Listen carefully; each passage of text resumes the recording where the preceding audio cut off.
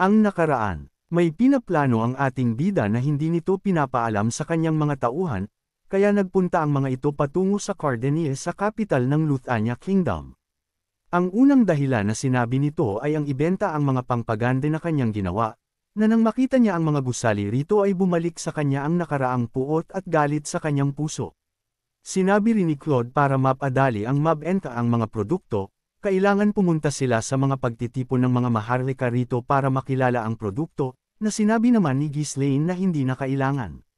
Pagpapatuloy, nagtatakang itiningala ni Claude ang kanyang ulo, halatang nalilito sa matamlay na tugon na kanyang natanggap.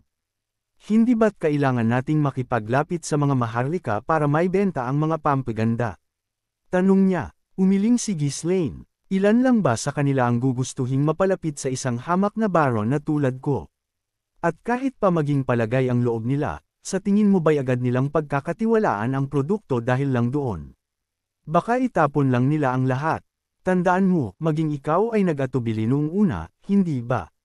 Kahit na, giit ni Claude, kung gusto nating makabenta sa mga maharlika, kailangan man lang nilang malaman na mayroon tayong ganitong produkto, tama? Totoo yan, sagot ni Ghislaine, ngunit hindi natin kailangang mag-abala pa para ipakilala ito. Kailangan nating gumawa ng paraan upang sila mismo ang kusang lumapit sa atin. Sa ngayon, humanap muna tayo ng matutuluyan. Saka na natin troublemayan ang pag-aanunsyo.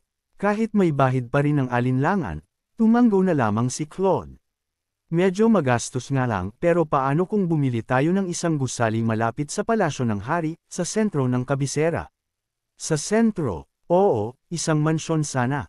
Sa katunayan, kung mga mamahaling produkto para sa mga maharlika ang ating ibebenta, mas babagay pa nga ang isang magarbong mansyon. Hindi kailanman papasok ang isang maharlika sa isang ordinaryong tindahan na pinupuntahan ng mga karaniwang tao. Kung may kailangan sila mula sa ganoong lugar, ang kanilang mga utusan ang ipapadala upang bumili. Ngunit para sa mga mamahalin at dekalidad na produkto, personal silang makikipagkita at makikipag-usap, na para bang isang sosyal na pagtitipon. Tama yun, mansyon man o tindahan, kung puro maharlika lang ang ating kliyente, mas magandang gawin itong pinakagarbo, sabad ni Belinda, na nakatayo sa di kalayuan. Maganda sana ang payo, ngunit tila hindi pa rin kumbinsido si Ghislaine. Para makakuha ng magandang mansyon sa sentro, halos isang taon na budget ng ating lupain ang gagastusin natin. Hindi mo ba alam kung gaano kamahal ang lahat ng bilihin dito? Sumimangot si Claude sa pagkadismaya. Alam ko, pero, kailangan pa rin nating magkaroon ng lugar dito sa kabisera. Siyempre, kailangan natin ng maluwag na mansyon na may hardin. Yung kasya ang mga tauhan at may lalagay ang mga karwahe. At dapat, mas mura, mas maganda. Sa labas na tayo ng sentro maghanap. Kung ganoon, saan mo balak ibenta ang mga produkto? Hindi mo ba naiintindihan? Sa mansyon na bibilhin natin. Doon muna natin ibebenta ang mga produkto. Hindi ba't parang napakasimple naman yun para sa mga mamahaling gamit? Paano magtitiwala ang mga maharlika na bumili doon? Isang mapaglarong ngiti ang sumilay sa labi ni Ghislaine. Hayaan mo lang. Hindi magtatagal, sila mismo ang mag-uunahan dito dala-dala ang kanilang mga salapi, kaya huwag kang mag-alala. Hay nako, ang dami mo ng pera. Ang kuripot mo pa rin sa mga ganitong bagay. Sige na, tingnan natin kung may mahanap tayong ari-arian. Pero kapag walang dumating na customer, wala akong kasalanan ha. Kinabukasan, sinuyod ni Claude ang buong kabisera sa paghahanap ng angkop na mansyon. Halos abot langit ang presyo. Sa sentro na malapit sa palasyo, at kung mayroon man, halos wala namang ari-ariang ipinagbibili. Ngunit hindi nawala ng pag-asa si Claude.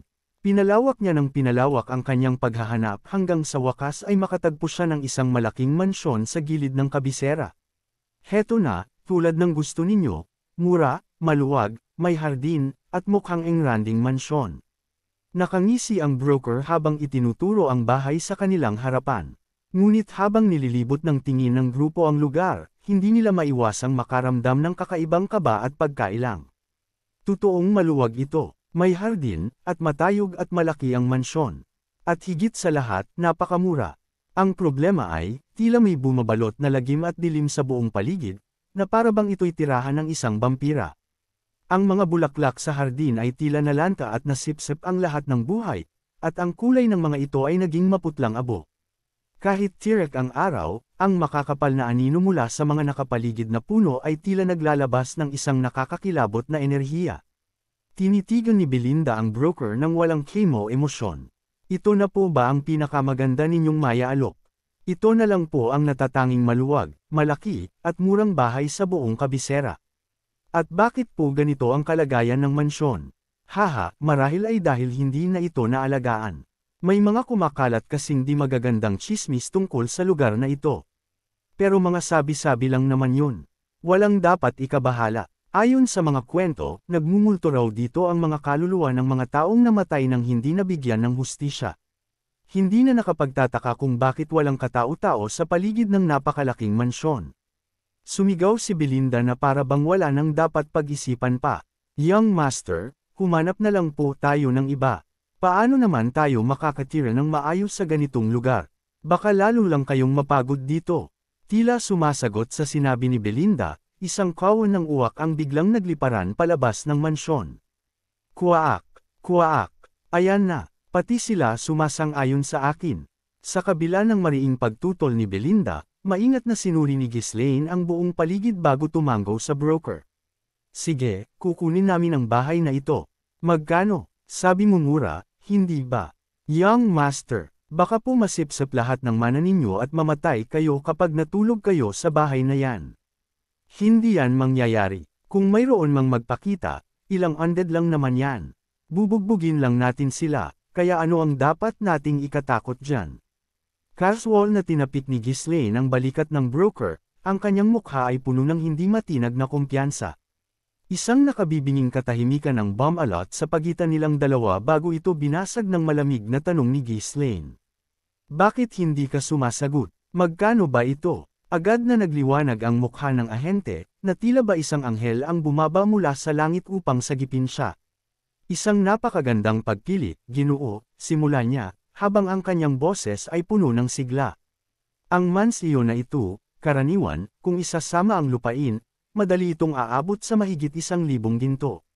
Ngunit, dahil na rin sa kalumaan at napabayan na ito, ibibigay ko na lang sa inyo sa espesyal na halagang 500 ginto.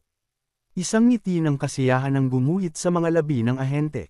Sa wakas, may pag-asa ng may benta ang problemadong ari-arian na ito na matagal nang paakit sa kanyang ulo.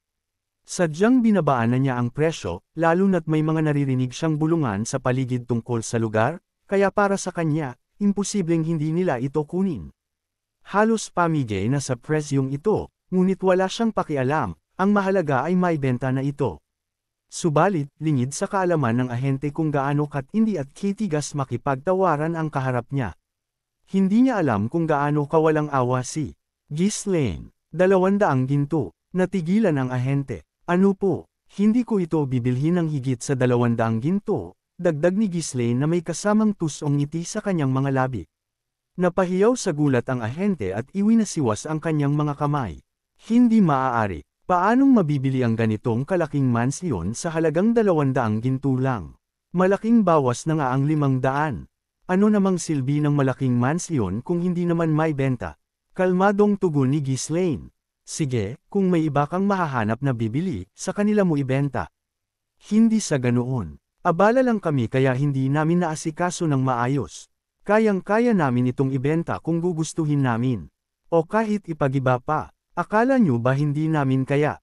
Pagmamatigas ng ahente, isang veterano sa larangang ito na sanay sa mga ganitong usapan. Ngunit syempre, hindi ito umubra kay Ghislaine. Isang mapang-asar na ngisi ang sumilay sa mukha ni Ghislaine habang siya'y nagsasalita. Sino bang nagsabing hindi nyo kaya? Syempre, kaya nyo kung gugustuhin nyo. Pero tiyak na may malalim na dahilan kung bakit hindi nyo pa ginagawa hanggang ngayon. Iyan ay, masama na nga ang reputasyon ng mansyon, kaya kailangan nyo pang magbayad ng mas malaki sa mga trabahador para lang ipagiba ito. At kahit maipagiba nyo pa, sino naman ang bibili sa lupang may tsismis na pinamumugar ng multo? Iyan ay, sa kahit anong anggulo tingnan, lugi kayo. Kaya nyo ito pinabayaan na lang, hindi ba? Ano? Hindi matuloy-tuloy na sabi ng ahente. Ganap na nabasa ang kanyang mga intensyon. Wala nang nagawa ang ahente kundi ang ilinga ang kanyang mga mata sa kaba, habang ang malamig na pawis ay nagsimulang tumulo sa kanyang noo. Marahang tinapik ni Ghislaine ang kanyang balikat at bamulong na tila ba ng aasar.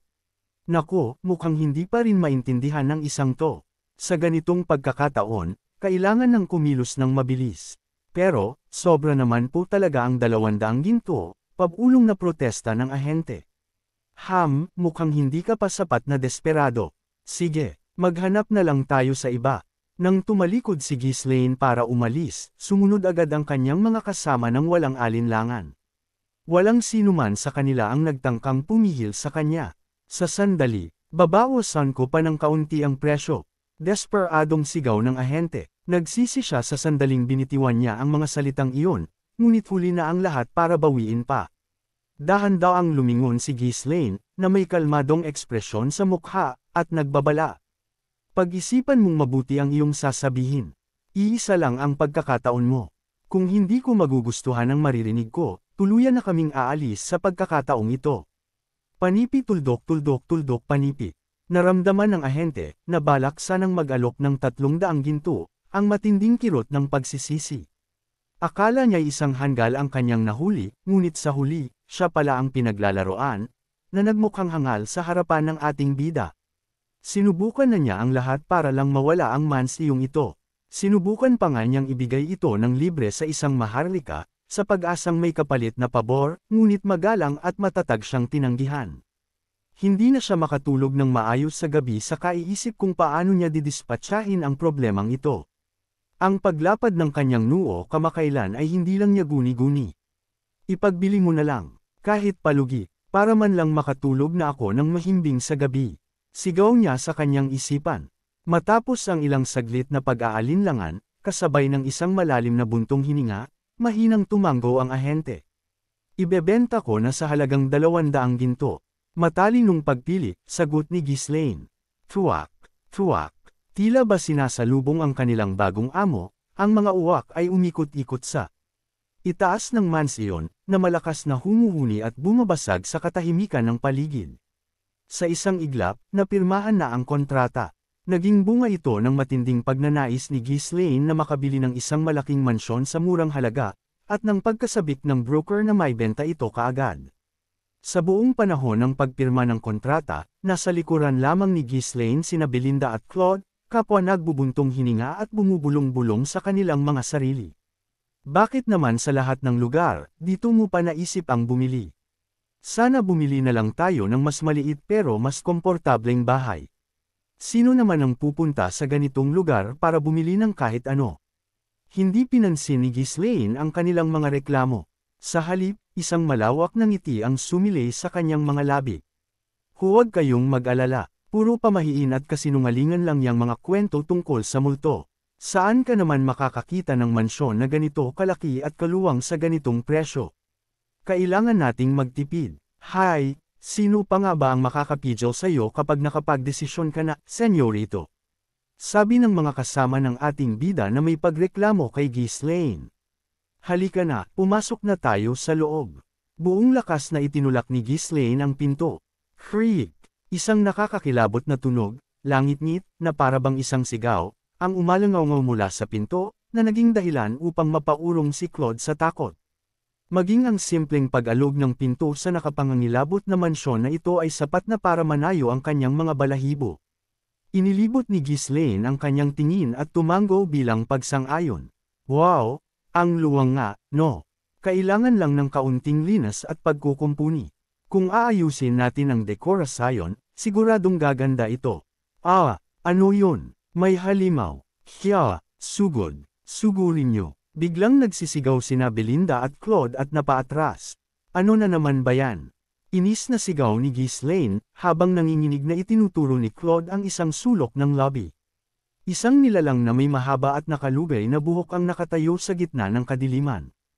Agad na napahawak si Ghislaine sa puluhan ng kanyang espada, ngunit ng kanyang titigang mabuti, isang mahinang tawa ang kumawala sa kanya. Ano ba yan? Baluti lang pala. Isang lumang baluti na nasabitan ng mop na panlinis. Sa madilim na sulok, perpekto itong nagmukhang isang tao. Nang malaman ang tunay na pagkatao ng halimaw, napahiya at natawa na lamang ang lahat, kasabay ng malaking ginhawa. Sige, ngayong may matutuluyan na tayo, simulan na natin ang paglilinis at pagkukumpuni. Maghanap na rin tayo ng mga manggagawa. At paalisan nyo ang lahat ng lintik na uwak sa loob. Uwak. Sa utos ni Ghislaine, sabay-sabay na nagbuntong hininga ang lahat at nagsimulang kumilos. Ilang sandali pa, bumalik ang ilang mersenaryong lumabas para maghanap ng mga trabahador, bakas sa kanilang mga mukha ang pagkabigo. Hindi madaling makahanap ng mga manggagawa. Kumalat na ng husto ang mga tsismis na may multo sa mansyon, kaya kahit doblehin pa ang bayad, walang sino mang gustong pumarito. Maliban na lang kung talagang gipit na gipit sa pera, lahat sila ay umiiling at tumatanggi. Dahil wala nang ibang pagpipilian, sila na mismo ang bumili ng mga materyales at ipinagawa ang pagkukumpuni sa mga mersenaryo at sa kanilang mga tauhan.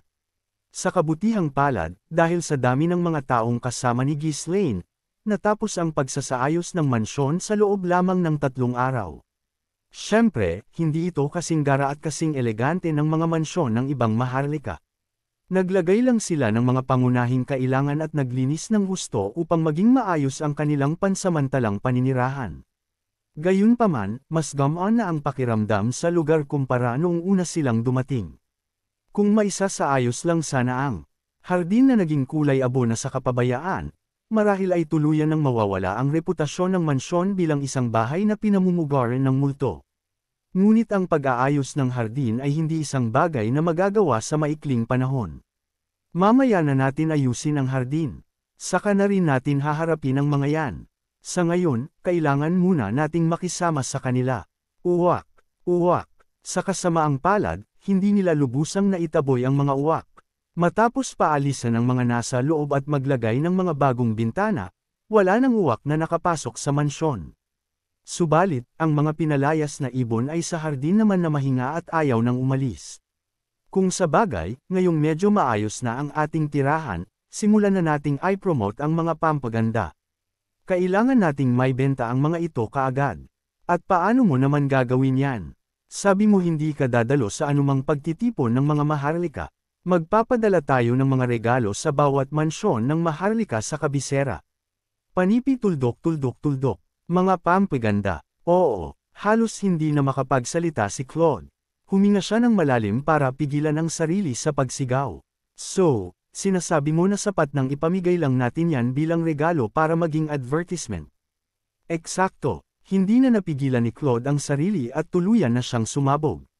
Nagbibiro ka ba? Kahit na magmakaawa ka pa sa kanila na gamitin yan, mag-aalinlangan pa rin sila, tapos inaasahan mong gagamitin nila dahil lang regalo.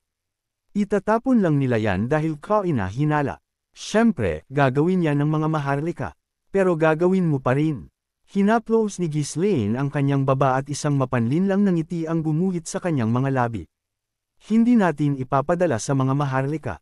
Ibibigay natin sa mga tauhan na nagtatrabaho para sa kanila.